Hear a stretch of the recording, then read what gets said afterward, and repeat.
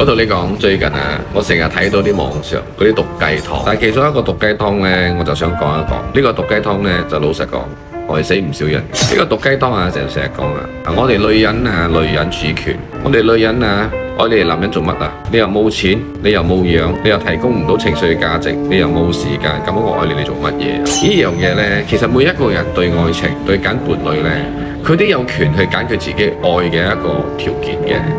不過呢，就唔係講到咁白啦。如果你講你又講錢啊、講樣啊，心媽攤細喺個台嚟傾，呢個傾條件咁樣嚟拍拖結婚，呢一個根本就係變相嘅交易嚟噶嘛。依家嘅人啊，佢就好似拍拖就好似咩赤裸裸咁樣。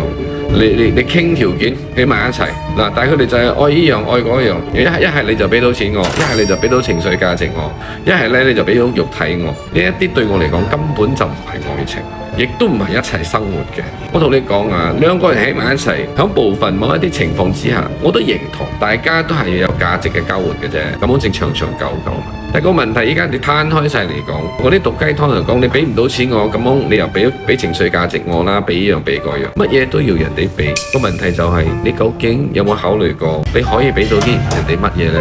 但我同你講，如果喺咁嘅情況，你攤晒出嚟咁樣講，你覺得對方嘅男人依家嘅頭腦入邊諗緊啲乜嘢？佢嘅頭腦入邊，佢諗緊嘅就係點樣同你交易嘅啫嘛。咁嘅男人你愛唔愛？你得到你都唔開心，你得到都冇結果。我同你講，一段感情我有結果呢。Of course，我哋講價值交換，有時都需要嘅。但係個問題就係講，唔係咁攤出嚟講噶啦。依家好多人呢，就中意扮晒嘢，又扮晒佢愛情。我淨係講感情。但係實質上就將嗰啲錢啊、情緒價值啊、時間啊、靚唔靚仔啊攤開嚟講，我覺得呢個毒雞湯會害死好多人啊！越扮嘢嘅人，我同你講，佢嘅收場往往都係唔好啊！我見得太多咗，見過往往收場最好嘅女人係乜嘢？就係佢懂得一個字叫做共贏。你知道咩共贏喎？你要贏佢都要贏，但係最叻嘅女人就係乜嘢呢？就係佢令嗰個男人贏，呢個男人就會昂下咁樣無條件付出。咁去對你噶嘛？佢嘅頭腦依家諗嘅嘢係咪有分別先？佢個頭腦依家諗嘅嘢，呢個男人諗嘅嘢就係呢個女人，我要有同佢有將來。呢個女人值得我去付出。我同你講，最傻嘅人就係成日問人哋：你究竟有幾愛我？你愛我，你要俾啲咩我？你有幾愛我？你點解唔愛我？我同你講呢句嘢，千祈唔好講，講咗你就輸咗。呢個呢，就係絕對愚蠢同不成熟嘅一句說話嚟嘅。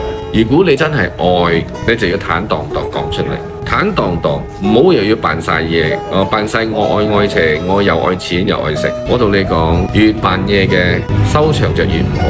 我同你講，呢個世界無論做生意又好，搞上市又好，或者你同你員工、同你另外一半嘅關係啦，永遠都係要共贏嘅，而唔係乜都講攤晒出嚟講。你愛咩我愛咩，係你愛。人哋嘅諗法永遠就係想乜嘢？想喺你身上呃啲嘢咯，因為你乜都愛啦嘛，你乜都愛。老實講啦，依家成個網上都講緊㗎，佢可以滿足到你乜都愛嘅嘢嘅時候，呢個人根本就係個老千嚟㗎嘛。如果你覺得我講嘅嘢你認同嘅，下邊俾一個好字我。